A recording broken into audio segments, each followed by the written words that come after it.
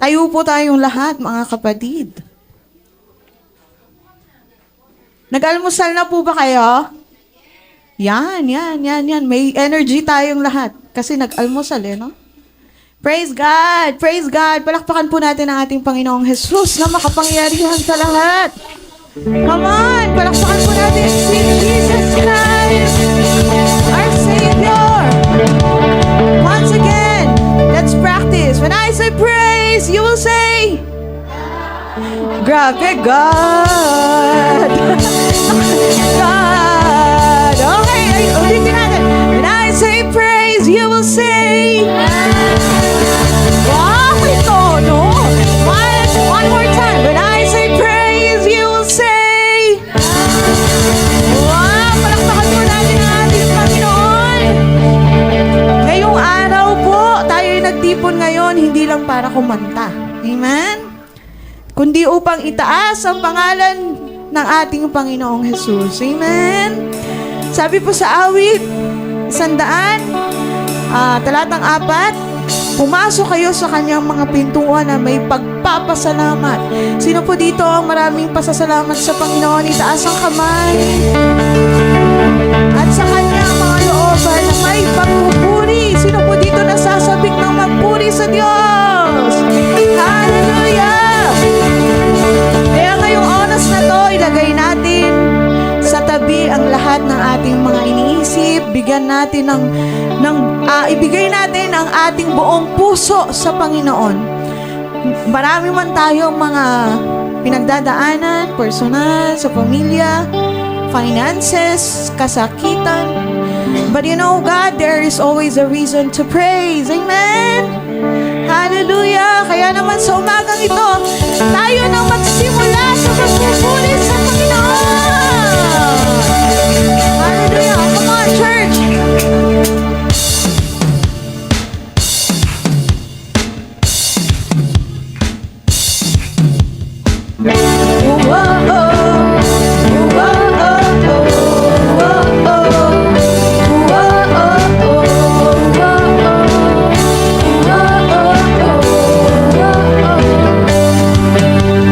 Araw-araw kasiyahan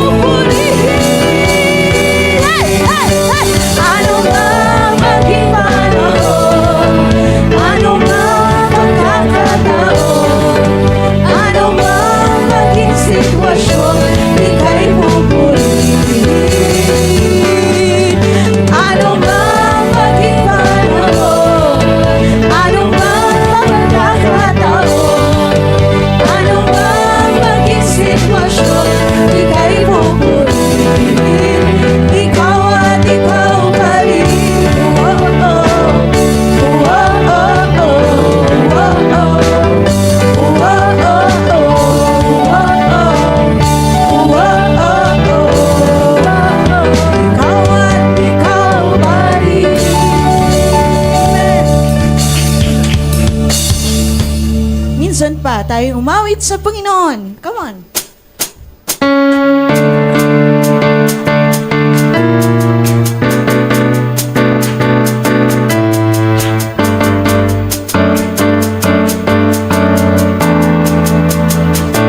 Magsasaya sa iyong nilikha, o halina, tayo ay sumamba sa Panginoon. Ito ang araw na Kanyang ginawa. May pag-asa na nakalaan ng biyaya. Di magkukulang ang Panginoon, di ako bababayan. Pipiliin ko sumamba. Pipiliin ko purihin ka. Ito'y dahil ito ang araw, Panginoon. Ito ang araw na iyong ginawa. Ito ang araw, ito ang araw, ito ang araw na iyong ginawa.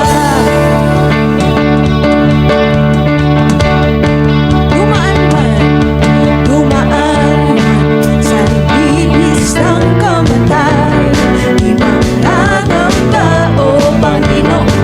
Ikaw ang aking pagpapligtas. Pipiliin kong sumamba. Pipiliin kong sumamba.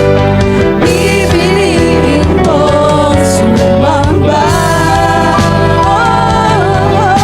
Pipiliin kong sumamba.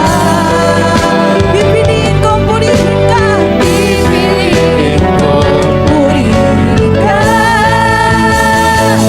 Ito ang araw, ito ang araw, Panginoon. Ito ang araw na iyong ginawa. Ito ang araw, ito ang araw, ito ang araw na iyong ginawa. Palakpak po tayo ng ganito. Kay raming dahilan upang magpunit sumamba.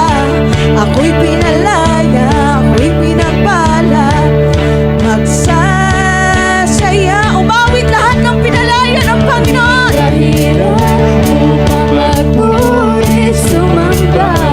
Ako'y pinalaya, ako'y pinagpala. Magsasaya. Kay raming dahilan upang magpunit sumamba. Ako'y pinalaya, ako'y pinagpala. Magsasaya. Kay raming dahilan upang magpunit sumamba. Ako'y pinalaya, ako'y pinagpala. Magsasaya. Minsan man, kay raming dahilan upang magpunit sumamba. Ako'y pinalaya, ako'y pinagpala. Magsasaya. Kay raming dahilan upang magpunit sumamba. Ako'y pinalaya, ako'y pinagpala. Magsasaya. Ito ay dahil ito ang araw, ito ang araw, Panginoon. Ito ang araw na iyong ginawa. Ito ang araw, ito ang araw, ito ang araw na iyong ginawa.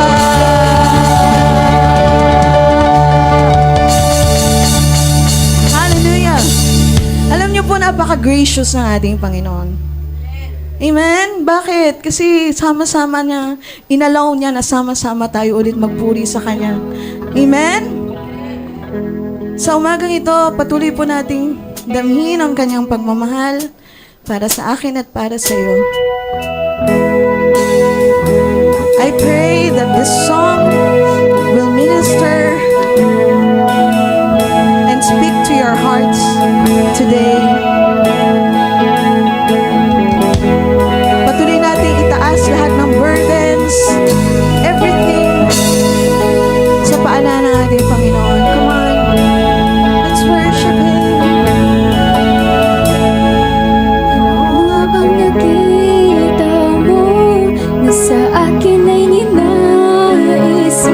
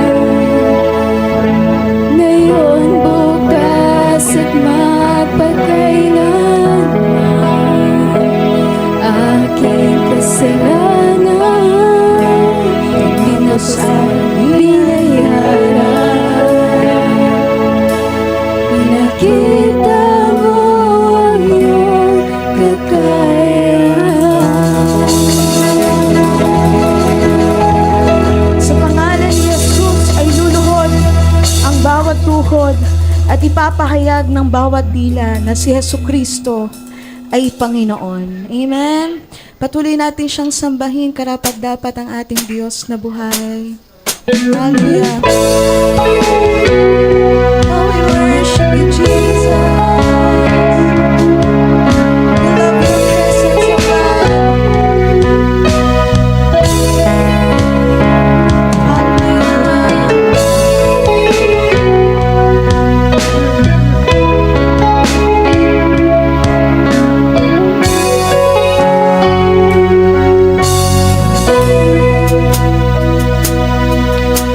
Nanggaling sa paligid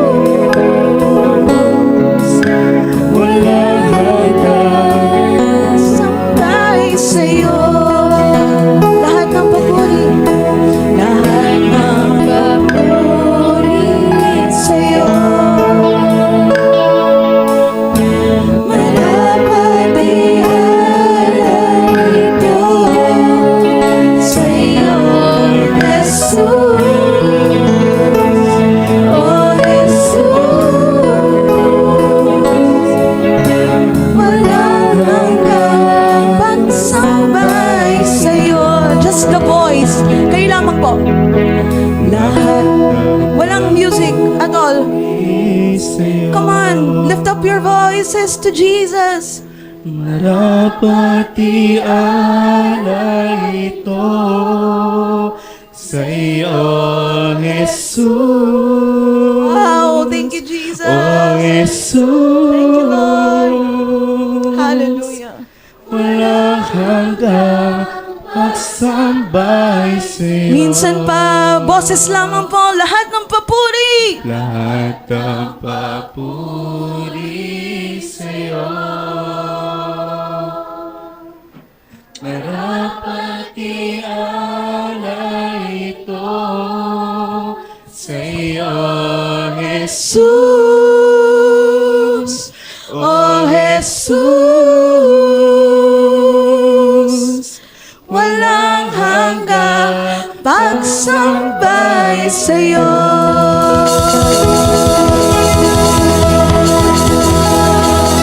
Amin sa'yo. Aming pagsamba. Wow. Just wow. Salamat, Panginoon, sa iyong presensya sa umagang ito. Hindi ito dahil sa amin, kundi ito'y dahil sa iyo. Salamat dahil lagi mong ipinapaalala, ipinapakita kung gaano mo kami kamahal. Inaabot mo kami ng paulit-ulit. Pinapatawad ng paulit-ulit. Iniintindi sa lahat ng aming mga pagkukulang. Lord, kung tutuusin ang bawat mga kanta ay kulang pa para ipakita sa iyo ang aming gratitude. How thankful we are, O God, sa iyo. Could you imagine na iniwan mo ang iyong trono para abutin kami, para iligtas kami? Paano na lang kami kung wala ka, Panginoong Jesus? But dahil sa sobra-sobra at lawak ng iyong biyaya, naririto kami ngayon. Natututong manampalataya. Natututong magpatawad. Natututong magbigay. At patuloy mo kaming binabago, Panginoon. Hindi dahil kami mabubuti, kundi dahil sa iyong labis-labis na biyaya. Salamat po, Panginoon! Sa iyo po namin pinagkakatiwala ang kabuuan ng aming gawain. Patuloy mo buksan ang aming mga puso, ang aming mga isipan, ang aming mga tainga. Lord, no distractions, Lord God. The cell phones and everything na magpapadistract sa amin. Lord, help us, Panginoon, to focus our eyes on you. Lord God, today, dahil walang ibang mahalaga sa umagang ito, kundi ikaw. Salamat po ng marami sa pangalan ni Jesus. Ang lahat ng anak ng Diyos ay magsabi ng Amen! Makakaupo na po tayong lahat. Yan, thank you sa presence, Panginoon. Na-bless po ba ang bawat isa sa atin? Amen. Hallelujah. Thank you, Lord, sa presensya. Gusto ko lang po mag-share ng aking very short testimony. So, ako po ay isang housewife. Alam naman po natin na ang housewife is inaalagaan ng asawa at anak na walang sahod. Hindi po katulad ng iba na nag-work na may sahod, ano. So, ako po ay nag-pray sa Panginoon. Pag tayo po ay nagdadasal sa Panginoon, ay dapat specific po. So, sabi ko sa Lord, Lord, ang desire po ng heart ko is makapagbigay din po ng tithes sa iglesia nyo. At the same time, nasa bahay lang, makatulong din sa asawa ko. Kasi iba po pag nasa bahay lang na katulad ko na wala pong aasahan sa pag-aalaga sa mga anak ko, yun po yung tingin ko na maganda para po magandang pwedeng pagkakitaan, extra income para po, kasi yun po yung gusto ko talaga makapagbigay ng tithes. So, ang Lord po, ang pinag-pray ko po sa Lord is gusto ko pong maging affiliates. So, siguro po may mga nakakaalam ng affiliates, ano? So, ayun. Nagulat na lang po ako. Nag-try po ako ng isang beses sa Shopee. Hindi ko pa po siya magets kung paano kasi may mga requirements. So, ang affiliates po is yung po yung nag-share sa online ng mga products. I-share mo lang po yung link. Tapos, pag may umorder po sa inyo, under your link, meron ka pong commission. So, yun. Nag-try po ako ng unang beses. Hindi ko po mag-gets kung paano. So, pinag-pray ko ulit si Lord. Kinulit ko ulit si Lord. Sabi ko, Lord, parang tingin ko ito po yung bagay talaga sa akin para magkaroon ng extra income. So, isang beses nagulat ako, kakascroll ko sa Shopee. May nakita akong parang, yun nga, nag-try ako ulit hanggang sa may finil upan ako. And then nagulat na lang ako, sinabi ko nga rin to sa ate ko na hindi ko alam kung papaano, pero bigla akong na-approve as an affiliate. So gusto ko lang po i-remind sa inyo na every time po na meron tayong pinagpipray, sinasagot po ng Lord. Why? It's because kung ano po ang meron tayo, galing po lahat sa Panginoon yun. Naririnig po ng Lord yon. So, syempre ako po nag-pray dahil ang gusto ko makapagbigay sa ating church ng 4 tithes. And praise God po, nung ako po ay unang sumahod, binigay ko po ang para sa Panginoon. Nakakapagbigay po kaming mag-asawa ng 4 tithes and offering. So, gusto ko lang po i-share. So, lagi po nating tandaan, mga kapatid, para po sa makamundong karunungan, meron po kasi akong nabasa sa Facebook na nakakalungkot po, may nag-post po about sa tithes and offering. And ang comment po niya is, pera-pera lang naman yan. Yung ganun po. So ako po parang nasad ako sa makamundong po yan worldly wisdom. Pero kung ikaw po ay may divine wisdom na nanggagaling sa Panginoon, positive po ito. Alam nyo po na kung anong meron tayo, galing po lahat sa Panginoon niya. So, bakit po hindi natin ibalik kung ano po ang nararapat sa Panginoon? Kasi, yung binibigay po natin is, lagi po namin sinasabi, para po yun sa gawain sa Iglesia ng Panginoon. Isa na po dyan ang marami pong makakilala sa Panginoon. Amen po, sa gawain po sa ating Panginoon. So, gusto ko lang po i-share yung unang mga taga-Korinto, Kapitulo 8, talata 6. Para sa atin, iisa lamang ang Diyos, ang ating Ama na lumikha ng lahat ng bagay.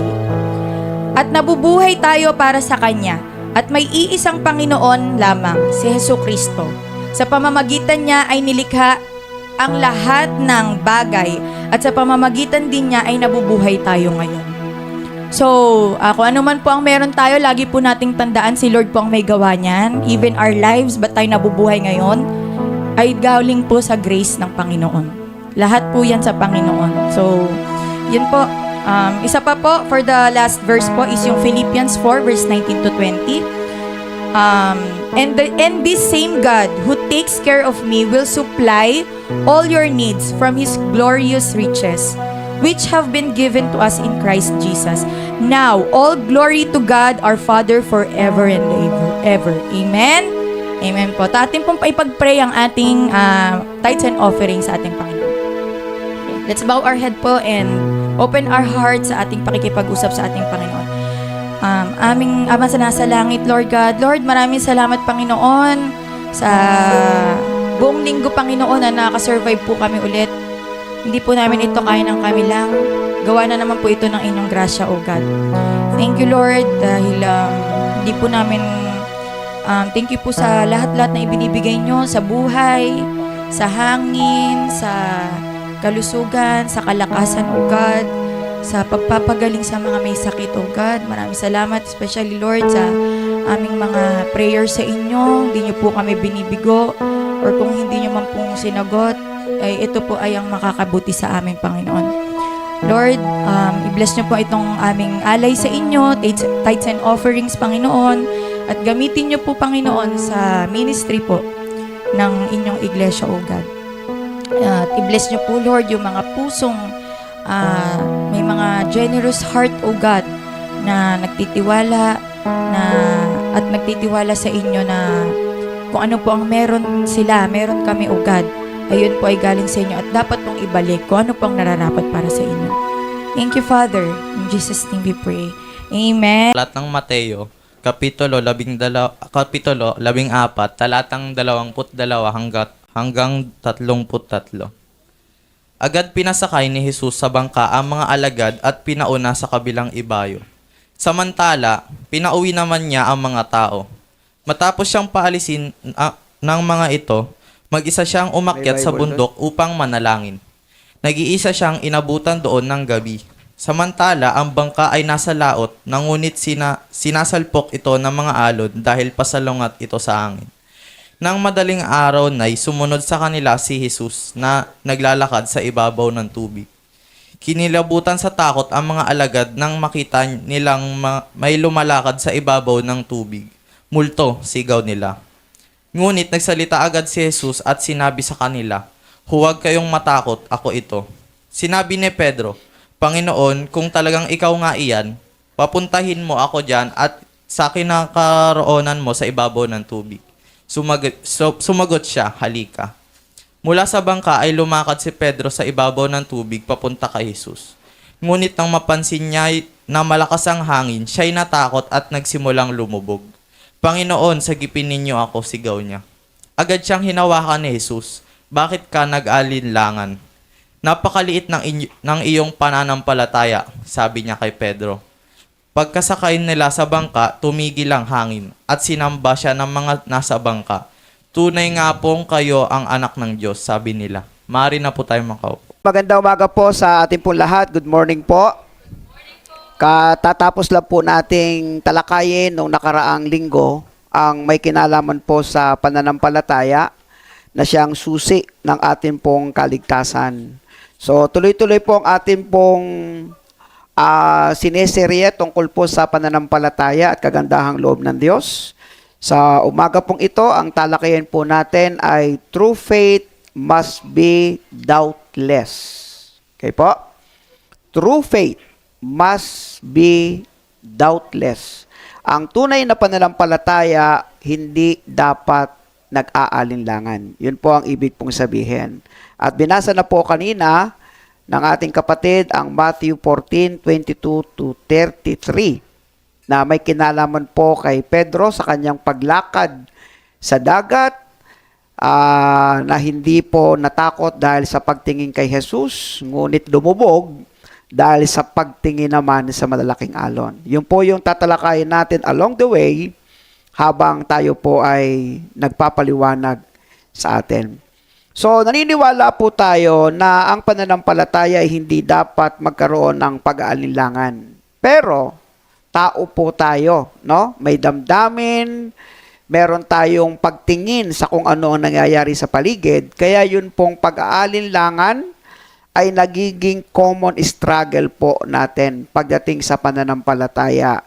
Doubting in faith is a common struggle, no? Sabi nga po dito, doubting in faith is one of the normal struggles we face in life, no? When we go through challenges, questions often arise in our hearts, no? Kapag tayo po ay dumadating sa iba't ibang pagsubok, lalo na kung tayo po ay sumusunod sa Panginoon ng tapat, biglang dumating ang pagsubok sa buhay natin, ang dami na nating question sa ating puso. Panginoon, bakit nangyayari ang lahat ng ito? Halimbawa ng mga pag-aalinlangan natin, walang pera, no money. Nag-aalinlangan tayo dyan. No food, wala tayong pagkain, nag-aalinlangan tayo dyan.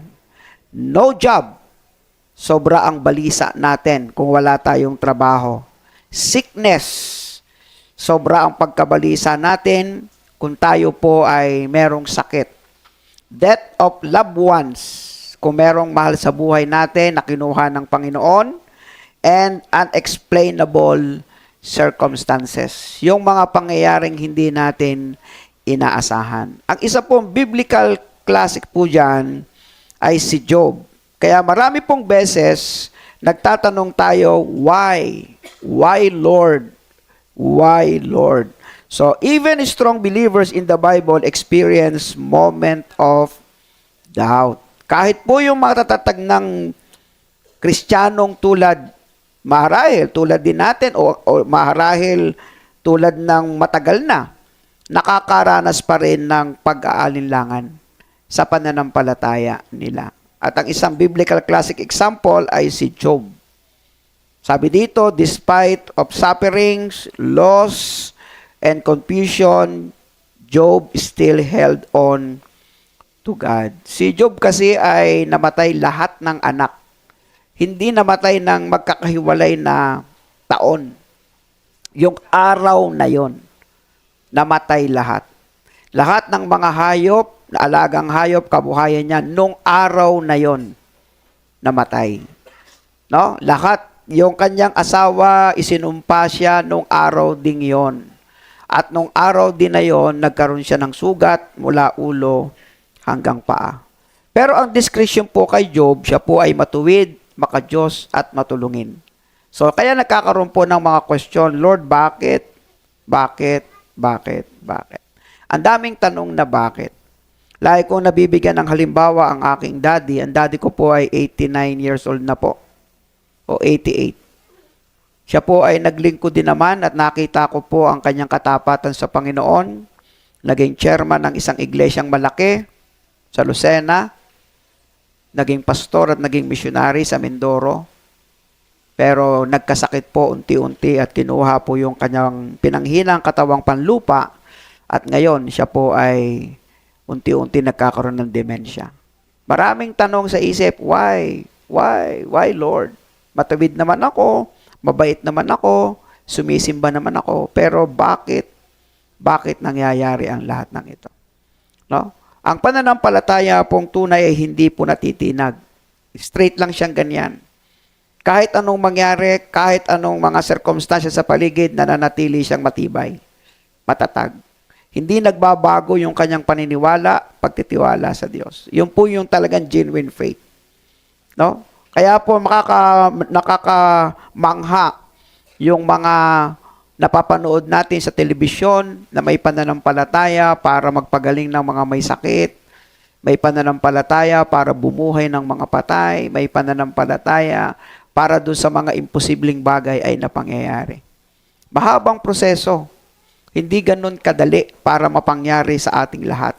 Merong pinagdadaan ng hirap at sakripisyo sila. Siguro lumuluhod sila sa Panginoon ng matagal na pagluhod. Marahil sila yung nag-aayuno ng higit pa sa 40 araw at 40 gabi. Marahil sila talaga yung wala ng ibang ginagawa kundi magbasa ng Biblia at manalangin.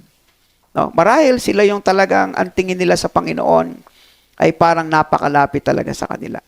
At nararanasan nila yung pagbaba ng presensya ng Diyos, anointing ng Diyos, kapangyarihan ng Diyos. And then, ine-exercise nila yung pananampalatayang yon at nangyayari naman yung kanilang sinasampalatayanan. But generally, sa mga may pananampalatayang tulad natin, hindi maiwasan yung pag-aalinlangan. No? Pero sa katotohanan at sa pagtuturo ng Biblia, true faith must be doubtless. Kung tutusin, dapat yung pananampalataya natin sa Diyos, hindi natin pinag-aalinlanganan. Halimbawa, yung kaligtasan tinanggap natin sa Panginoon, dapat hindi tayo nag-aalinlangan. Kahit na ang dumi-dumi na natin, ang dami-dami nating ups and down, dapat yung pananampalataya natin ng inyong iugnay ang sarili nyo sa Panginoon ay hindi dapat nagbabago. Yun yung pananampalataya eh. Kahit meron kayong may anak mahal sa buhay na may sakit, hindi agad gumagaling, yung pananampalataya nyo na ang Diyos ay nagpapagaling, hindi dapat nawawala sa isip po natin. Yun po yung genuine na faith eh. No? Hindi siya nasi-shake. Kung ano yung pinaniniwalaan niya, ayon sa pangako ng Diyos, tinitindigan niya. Kahit pa siya ay pag-alinlanganin ng paligid, kahit pa siya ay pag-alinlanganin ng sitwasyon, yung kanyang paniniwala sa Panginoon, sa kanyang pangako, yun ang kanyang tinitindigan. No? Kaya si Job sa panahon na yon, ang sabi, kahit minsan, kahit sa salita, hindi siya nagkasala. Kasi sa kabila ng pangyayari, imbis na sumbatan, sisihin niya ang Diyos. Pinuri at pinasalamatan niya ang Panginoon sa mga pangyayari. Mahirap yon, hindi siya madali. At sa kalagitnaan ng sulat, ng mga kapitulo ng aklat ni Job, meron din namang porsyon na parang sinisi niya at question niya ang Diyos. Merong portion doon. Pero ang Diyos ay nagpakita at tumugon sa kanyang kaparaanan ng kapangyarihan sa pamamagitan ng mga pagtatanong din. Job, hindi mo ba nakikita yung dalampasigan ng dagat? napakadaming tubig, pero siya ay hindi nagtutuloy-tuloy. Parang merong hangganan, di ba? Nakikita niyo po yung dagat. Balik-balik lang sa dalampasigan. Pero punong-puno ng tubig yon. Pero hindi lumalampas sa dalampasigan. Di ba? Malibang magkaroon ng tsunami. Kaya siya bumabagsak. Pero original, balik lang siya ng balik. Sinagot ni Lord si Job ng ganon. Sabi niya, yung mga dambuhalang isda sa dagat, sino ang gumawa niyan? So, para pinapakita ng Diyos, huwag kang mag-alinlangan. Sa akin, ako'y makapangyarihan Diyos, kaya kong tugunan kung ano talaga yung nasa puso nyo.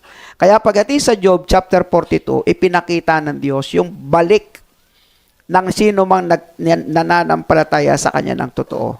Ibinalik ng Diyos ng higit pa yung kanyang pamilya na nawala sa Kanya. So yun po yung genuine faith. Dapat po doubtless, walang pananampalataya. So ang biblical example po niya ay si Job. And then meron tayong biblical example naman ng mga doubting faith. Number 1, si Thomas. Sa John chapter 20, verse 24 to 29, sabi dito, unless I see, no, malibang makita ko, I will not believe. Ano yung hinahanap ni Thomas nung panahon na yon? Yung pako, yung butas. Yung butas. No? Ng pagkapako kay Jesus. Sa tagiliran, yung sibat na pagkakasibat sa kanya, pagkakatusok. At saka yung kanyang palad. Kaya sabi ni Tomas, malibang makita ko na butas talaga yung kanyang kamay. At meron talaga siyang sugat sa kanyang tagiliran, maniniwala ako sa kanya. No? At doon pumasok yung salita ng Panginoon na mapalad ang mga taong hindi man ako nakikita, ngunit nananampalataya sa Kanya. At doon sinabi ni Tomas, Panginoon ko at Diyos ko. Humingi siya ng patawad. I will not believe unless I see. So Thomas doubted at first, but his doubt turned into strong conviction when he encountered Jesus. Kaya lahat nagsisimula sa totoong pakikipag-ugnay sa Diyos. Mahirap talaga eh. Napakahirap explain ang isang sitwasyon dun sa mga hindi tunay na nakumbinsi ang puso na may Diyos, na merong makapangyarihan Diyos, mapagmahal na Diyos, at talagang umiibig sa atin. Pangalawa, si Gideon sa Judges chapter 6 and 7. Ito naman yung pinag-alinlanganan ni Gideon, yung pagkatawag sa kanya ng Diyos na siya ay gagamitin bilang mangunguna para kalabanin ang mga laban sa Diyos. So Gideon asked God for sign to confirm that God was truly speaking to him. No? Naghingi pa siya ng mga tanda sa Diyos. Na kung talagang ako po ay maglalagay ako ng basa dito sa ibabaw na basang tuwalya. Ilalagay ko sa ibabaw. Dapat pagising ko, tuyo na yan ha. Parang ganon. So nag-aalinlangan, di ba? Pag-aalinlangan yun eh. Pero maliwanag na ang tinig niya ng Diyos sa kanya, ikaw ang aking gagamitin. Pero dapat, siyempre, nag-aalinlangan ka nga. Gagawa ka ng mga pamamaraan. Si David, Psalms 13:1, sabi dito, hanggang kailan, Panginoon? Habang buhay mo ba akong lilimutin? Hanggang kailan mo itatago sa akin ang iyong mukha? Ito yung panahon na si David ay nagtatanong na sa Diyos sapagkat ginawa naman niya ang lahat ng utos ng Panginoon. Pero bakit dumating sa kanyang punto na halos patayin na siya? No? Ni Haring Saul nung panahon na yon. So even David cried out to God in moments of doubt and despair. Ganyan talaga. Pag hindi natin nabantayan yung ating relasyon sa Diyos, mapupuno ang puso natin imbis na pagtitiwala, pag-aalinlangan. Kaya yung iba hindi na nagcha-church. No? Kasi meron sila expectation, pag ako'y nagcha-church, ang blessing papasok. Problema, meron palang certain trial si Lord o testing. Pagdating sa dulo, agad bumibigay. Nagkakaroon ng maling kaisipan. Kaya yung ating pong pagsasama-sama dito, ang ating pong puso at motibo ay dahil nagmamahal tayo sa Diyos. Tama? Hindi tayo pupunta sa ganitong gawain para yumaman o magpayaman.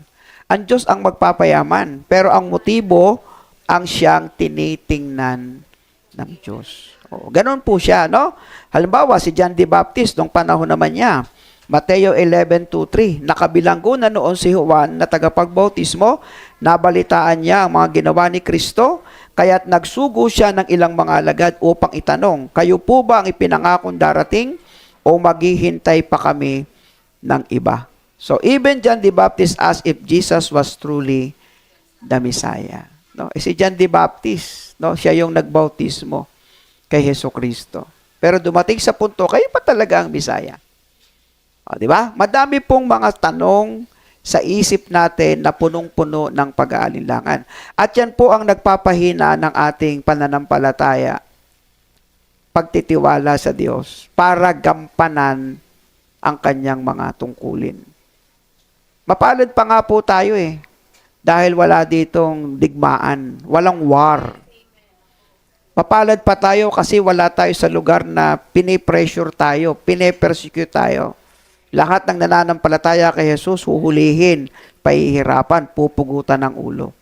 Mapalad pa tayo kasi wala dito sa Pilipinas ng ganon. Lahat tayo ay malayang sumamba, lahat tayo ay malayang maglingkod sa Kanya. Pero sa kabila ng pagiging malaya natin, nagkukulang pa rin tayo sa maraming bagay. Kung hindi man natin talaga ginugusto ng ating puso na sundin ang Kanyang mga utos, nagsisimula tayong mag-alinlangan sa Kanya. At dahil po dito sa isang literal at katotohanang nangyayari talaga sa tao, doon pumasok yung salita ng Panginoon, you of little faith. Doon pumasok no? Kasi ang daming mga pinakita ang Panginoon sa kanila, pero sa kabila no, nag-aalinlangan. Kaya doon lumabas yung mga salita na ang liit ng inyong pananampalataya. So, Jesus often corrected His disciples when doubt weakened their faith. Doon nagsisimulang magtanong ang Diyos.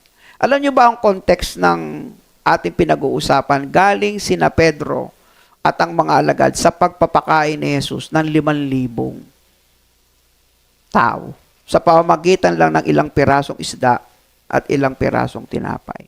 Galing sila doon, ibig sabihin, manghang-mangha ka na dapat. Nakuha nyo? Parang panahon naman ng lumang tipan. Galing sila sa 10 salot na pinagtagumpay sila ng Panginoon. At galing sila doon sa hinahabol sila ni Pero. Pagkatapos, yung dagat na pula, hinati ng Panginoon. Galing sila doon Pero pagdating doon sa dulo, reklamo na naman sila. Nakuha nyo, walang tubig. O, yan naman ang sinabi nila. O, gumawa na naman ang Diyos, nagpakita na naman sa pamagitan ng bato, nagkaroon ng tubig. O, ay di sawa sila sa tubig. O, di ba? Walang pagkain. Problema na naman. O, lagay sila, mana sa umaga, pugo sa gabi. Survive sila. Pati yung wala na kaming damit na pamalit. Sa loob ng 40 years, wala namang palitan ng damit, pero sabi ng Biblia, hindi na luma ang kanilang mga damit. Ganon ang Diyos kung paniniwalaan mo. Tanging sa pagitan lang ng ating journey, nag-aalinlangan tayo. Ilan ang lumalaban, di ba? Para sabihin natin sa ating sariling, anak, ang Diyos ay hindi magbabago sa kanyang pangako. Maniwala ka, ang tagal naman, 1 buwan na, 1 taon na, anak, ang Diyos ay hindi magbabago. Kasi meron talagang pagsubok si Lord kung hanggang saan kanya susubukin. Halimbawa po, ng you of little faith. Example, fear in the storm. Ito na po yung pinag-uusapan natin.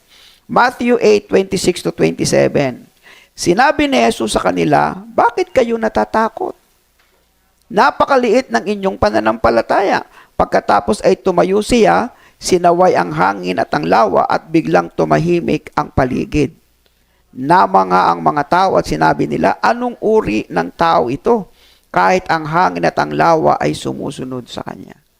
Ito yung panahon na yung nakasakay sila sa bangka pagkatapos nagkaroon ng storm. Si Jesus natutulog nung panahon na yon. Di ba? Kasama mo na nga si Jesus Galing ka na nga sa mga himala ni Jesus. Dahil lamang dun sa bagyo na parang lulubog yung bangka.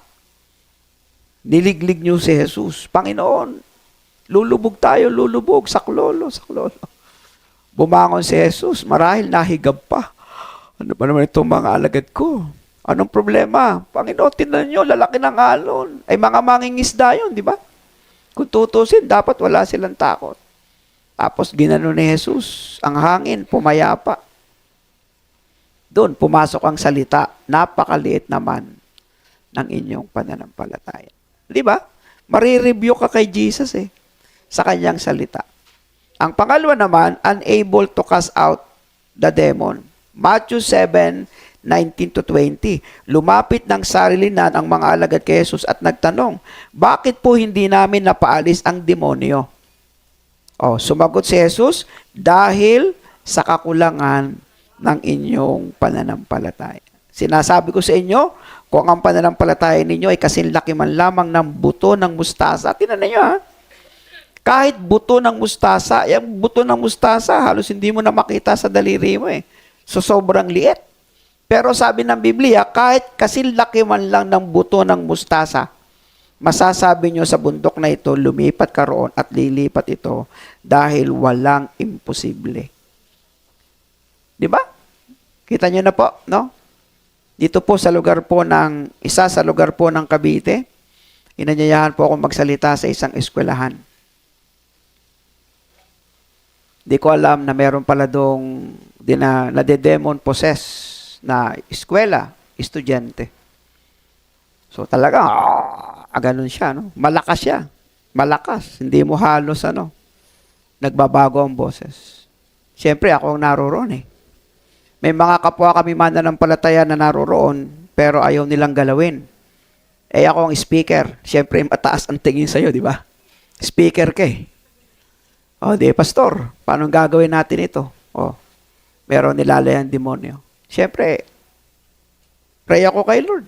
Wala naman, naroon harapan na yun Kailangan tumindig ako sa pananampalatayang meron ako. Salamat na lang sa Diyos. Basta napatungan ko ng kamay yung batang babae, para siyang, ganon. Di, okay na. Sige, pray na po ulit tayo. Mamaya, magwawala na naman. Isang beses, sa sitwasyon na yon, natakasan kami. Dumaan sa likod ng opisina ng principal. Naghagad sa labas. Ganon. Takbuhan yung mga estudyante. Kinabol na ngayon ng security. Ang lalaki ng katawan. Hindi makaya. Pag nakita ako, ginanong ko yung ulo, gumaganon. Hanggang mag-survive yung bata. Sabi niya, ano pong kwento nito? Meron daw balite. Puno ng balite doon sa eskwelahan na parang pinagmumula ng mga bagay-bagay na ganyan. So pumunta ako, tapos nireview ko din yung lugar. So balita ko mula noon, wala nang ganong istorya. Diba? So mahirap tumindig sa isang sitwasyon na nung panahon na yon, mag-aalinlangan ka. Pero ang totoo, ang dami namin. May mga grupo ng Christian na pumunta ron para mag-share ng gospel. Pero tanging ako lang ang tumayo sa sitwasyon nung inaalihan ng demonyo. Bata pa. Parang nasa elementarya yung bata parang high school, tama. Dalaga siya. Pero sabi ko, Lord, salamat po. Sinamahan ninyo ako. Basta hinawakan ko. Gumaganon. Hindi ko alam. Marahil kapangyarihan talaga ng Diyos nag-alinlangan pa ako. Nung panahon na yon, yun po isang kwento na pagkapatunay na kapag ang pananampalataya, hindi mo pinag-alinlanganan, may gagawin ang Diyos sa buhay mo. Kaya tingnan po natin yung context, ng Matthew 14:22-33. Jesus feeds the 5,000. Matthew 14:18-21. Dalhin ninyo rito, sabi niya.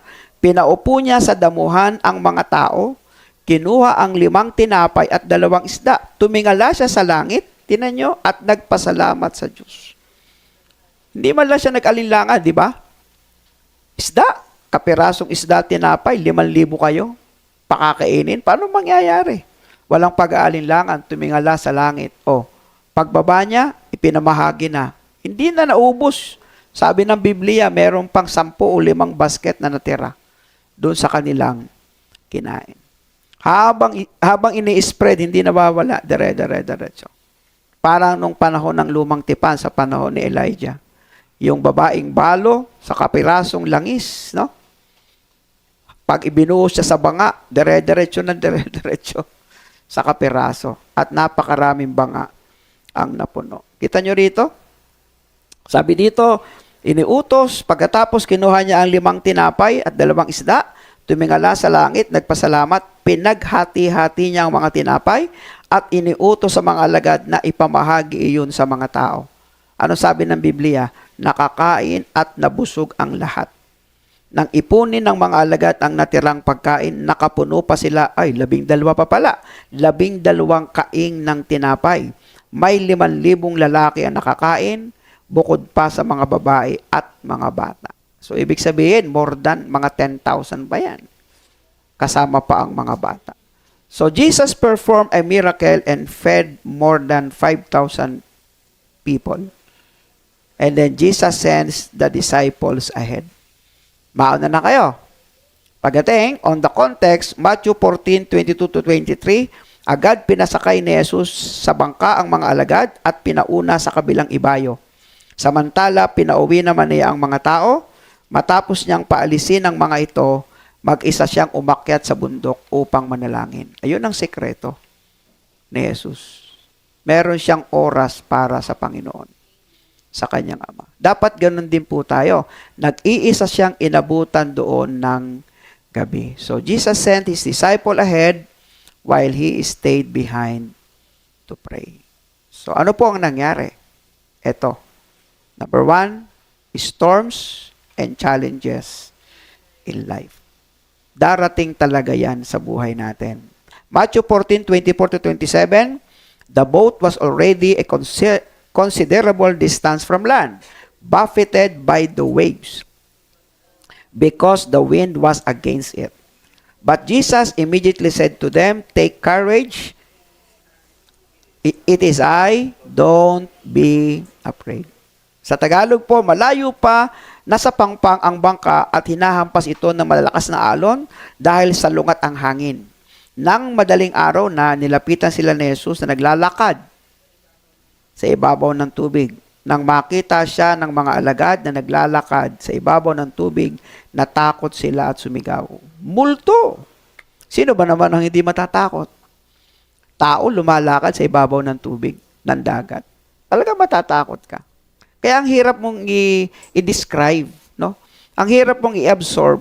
Paano yung hindi ka mag-aalinlangan sa mga sitwasyong parang unbelievable? Di ba? Halimbawa, ako lumutang. Hindi kaya kayo matakot pag ako'y lumutang dito? Ang paa ko umangat. Di ba? Siguro sabi, magic, illusion. Pero talagang unbelievable eh. Yung mga bagay na katulad yon. Okay? So, ngunit agad silang kinausap ni Jesus, lakasan ninyo inyong loob, ako ito, huwag kang matakot. So, ano yung ibig sabihin ng Diyos sa storms and challenges in life? Number 1, Jesus sees you in the storm. Kita ng Diyos yung problema mo eh. Alam ng Diyos yung iyong sitwasyon. Malayo pa. Galing siya sa, di ba nag-iisa siya? Nauna yung mga alagad eh. Si Jesus ang nagpunta. Di ba lumayo siya para manalangin? Inabot na siya ng gabi. So, ang mga alagad, dun sa kalayuang yon, binabagyo na. Tama? Pero ano sabi ni Jesus? Huwag kayong matakot. O yun, alam ng Diyos na binabagyo ka. Ayun. Parang pong ganon ang ating pagkakaintindi. Alam ng Diyos may sakit ang anak mo. Alam ng Diyos wala kang pang tuition. Alam ng Diyos kailangan mo magbayad ng renta ng bahay. Di ba? Alam ng Diyos ang lahat ng yan. Yun po yung mensahe. Kasi alam niya na may mga storm and challenges tayo sa buhay. So the disciples were in a boat and we are in the waves of life. Alam ng Diyos na tayo po'y nasa gitna ng binabagyo. Even when we struggle, Jesus sees us and comes to help us. Darating siya para tumulong siya. Marami na tayong patutuo niyan. Sobrang dami na. Sabi nga pag ang Diyos ay nagpagaling sa'yo at muli kang nagkasakit, maniwala kang siya uli ang magpapagaling.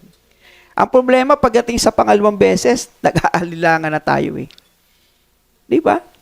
Kung ang Diyos ay nagpatapos sa'yo ng elementarya, yun din ang Diyos na magpapatapos sa high school ng anak mo.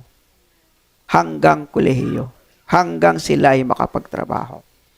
Susundan mo lang ng pananampalataya na walang pag-aalinlangan. Di ba? Dahil alam niya yung mga storm sa buhay, itinuro naman niya how to face it. Kaya number 2, facing storm and challenges in life. Okay? Matthew 14:28 to 29. Sabi dito, Peter said, Lord, if it is you, tell me to come to you on the water. Jesus said, come. Then Peter walked on the water towards Jesus. Matthew 14:20 to 29, sinabi ni Pedro, Panginoon, kung kayo nga yan, papuntahin niyo ako riyan sa ibabaw ng tubig. Sinabi ni Jesus, halika. Bumaba si Pedro sa bangka at lumakad sa ibabaw ng tubig papunta kay Jesus. Ang ganda, no? Yun ang pananampalatayang walang pag-aalinlangan. Dire-diretso. Kung ano sinabi ng Diyos, kung ano ang nakasulat sa Biblia, walang pag-aalinlangang ipaglalaban niya. Ito'y totoo, ito'y mangyayari. Ito'y totoo, ito'y mangyayari. Pag sinabi ng Panginoon na sa Kanya ka magtiwala, magtiwala ka sa Kanya. Huwag magbabago ang lahat ng ito. Tingnan niyo si Pedro. Imposible kay Pedro makalakad sa ibabaw ng tubig. Tao yan eh. Hindi imposible kay Jesus na lumakad. Kasi Diyos siya, totoo, tao siyang totoo. Meron siyang kapangyarihan. Pero kay Pedro, imposible yon. Naunawaan po ninyo? Pero ano ang nagdala kay Pedro para makalakad sa ibabaw ng tubig? Yung pananampalatayang walang pag-aalinlangan. So, faith, di ba? Number 2, sa ilalim niyan, faith versus focus. Pananampalataya, katapat noon yung iyong pagtuon doon sa pinasampalatayanan mo. So, when Peter focused on Jesus, number 1, he walked on water. But when Peter focused on the waves, he began to sink. So, our focus determine our faith. Andyan si Jesus. Lumakad si Pedro. Andyan yung alon. Tiningnan ni Pedro. Lumubog si Pedro. Tignan niyo po. Andyan si Lord. May problema ka dyan. Tambak ang utang. May pangangailangan. Eto si Lord. Sa Kanya ka tumingin. Pag tumingin ka sa Kanya, yung lahat ng mga bayaran mo dito, mawawala lahat ang unti-unting mababayaran yan hanggang nakatingin ka sa Kanya. Tama? Pero pag ikaw ay nagbago, sa Kanya ka tumingin, dito sa lahat ng mga utang-utang, mga dapat nagpapabalisa sa'yo, manghihina ang iyong pananampalataya. At magsisimula kang mag-alinlangan. Ayun. Kaya in faith, supposed to be no doubt. Sa pananampalataya, dapat walang pag-aalinlangan. Matthew 14:30-32, but when he saw the wind, he was afraid and beginning to sink. Cried out, Lord, save me. And immediately Jesus reached out his hand and caught him. You, ito na naman, of little faith. He said, why did you doubt? And when they climbed into the boat, the wind died down. But when he saw the wind, he was afraid and began to sink. Yun faith versus focus Di ba? Ngunit nang maramdaman niyang malakas na hangin, natakot siya at nagsimulang lumubog. Kaya't sumigaw siya, Panginoon, iligtas ninyo ako. Ang magandang salita dito, yung salitang immediately. Sa Tagalog, kaagad. Pag sabi mong, Lord, help me, hindi kinakailang abutin ng linggo, buwan, taon. On that moment, may tugon naman ang Diyos talaga sa iyo. Ang problema, hindi mo naintindihan at namamalayan yung tugon ng Diyos kasi nag-aalinlangan ka nga. Di ba? Totoo bang nakalakad ako? Lulubog ka talaga. Pero pagtingin mo kay Jesus, kahit ang daming alon dyan, talagang makakalakad ka. At mamamangha ka. Tama po ba?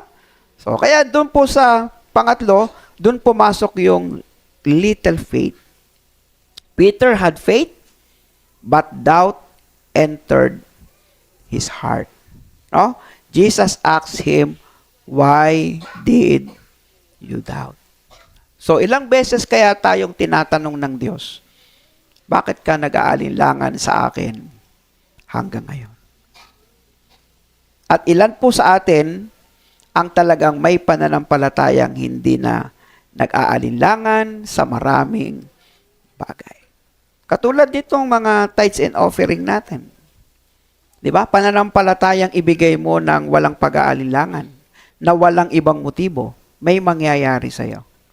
Pero pananampalatayang may pag-aalinlangan, ang daming questions, ang daming panghinayang, hindi mo mararanasan yung pangako ng Panginoon, siksik, liglig, at umaapaw. Kita niyo po? Kaya yung pong pagsunod, naroon po yung pananampalataya. So, paano natin ito ilalapat sa buhay? Application in life. Hebrew chapter 12, verse 2. Fixing our eyes on Jesus, the author and the perfecter of our faith. Ano sabi? Hebreo 12:2.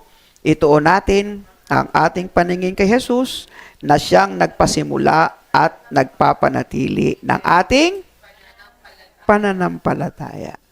So to fix it, to fix our faith, we need to only focus to Jesus Christ. Kaya when doubt comes, ayun, kapag dumating sa atin ang pag-aalinlangan, refocus on God. Balik ka sa Diyos. Psalms 51:10-11. Likhain mo sa akin, O Diyos, ang pusong malinis at bigyan mo ako ng bagong espiritong matatag. Huwag mo akong itaboy mula sa iyong presensya at huwag mong alisin sa akin ang iyong banal na espiritu. Ibalik mo sa akin ang kagalakan ng iyong pagliligtas at bigyan mo ako ng pusong handang sumunod sa iyo. Kaya pag dumating sa puntong tila baga nawawalan ka na ng pag-asa, magsisik ka, magsisi tayo, balik ulit tayo sa Diyos. Wala ka namang magagawa sa pagkabalisa. So remember, small faith plus big God equals big possibilities. Kahit maliit lang yung pananampalataya mo, sa isang malaking Diyos, malaki po ang posibilidad na gagawa ang Diyos sa buhay natin. Matthew 19:26, tiningnan sila ni Jesus at sinabi, hindi ito magagawa ng tao, ngunit magagawa ng Diyos ang lahat ng bagay. Diba? Jeremiah 32:17, si Jeremiah ay nanalangin, Panginoon Yahweh, nilikha mo ang langit at ang lupa sa pamamagitan ng iyong kapangyarihan, walang bagay na mahirap para sa iyo. Di ba? Palakpakan natin dyan. Lucas 1:37, sapagkat walang anumang bagay na hindi kayang gawin ng Diyos. Palakpak ulit tayo kay Lord. Efeso 3:20, sa Kanya na makagagawa ng higit pa sa Kanyang maaari nating hilingin at isipin sa pamamagitan ng Kanyang kapangyarihang kumikilos sa atin. Genesis 18:14, mayroon bang hindi kayang gawin ni Yahweh? Tulad ng sinabi ko, babalik ako sa 1 taon at pagbalik ko, may anak na siya. Ito yung panahon ni Sarah. Ano po yung concluding truth po natin? Number 1, genuine faith must be doubtless. Even when storms come, even when circumstances are unclear, keep your eyes on Jesus, because with God, nothing is impossible. Tumayo po tayong lahat. Tayo po ay umawit. Nasa Diyos, walang hanggan natin siyang sasambahin. Walang hanggan natin siyang sasambahin. Ang Diyos na hindi natin pinag-aalinlanganan ay sasambahin natin ng walang hanggan.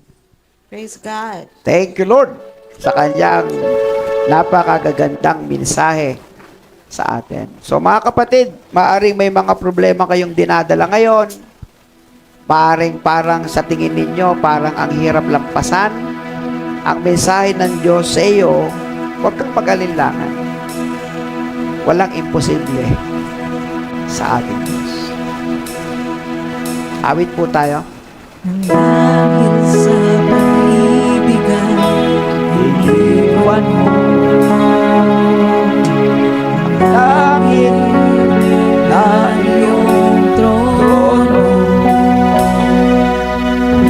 Sinasamba ng libo-libong anghel, ngunit pinili mong higit na mahalin ako. Ganyan ang pag-ibig